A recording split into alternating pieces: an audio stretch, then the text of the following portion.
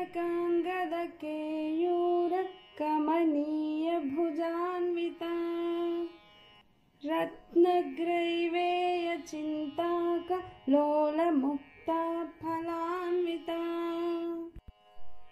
బంగారంతో చేయబడినటువంటి అంగదాలు కేయూరాలతో, అంగదాలు అనగా చేతులకు పెట్టుకునే ఆభరణములు, కేయూరాలు అనగా భుజాలకు పెట్టుకునే ఆభరణములు. ఆ ఆభరణములతో ఎంతో మనోహరంగా కనిపిస్తూ ఉన్నారు అమ్మవారు.